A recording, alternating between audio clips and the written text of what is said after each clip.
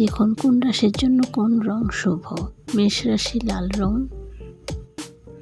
বৃষ রাশি সবুজ ও সাদা রং, মিথুন রাশি হলুদ ও সবুজ রং, কর্কট রাশি সাদা ও রূপালী রং,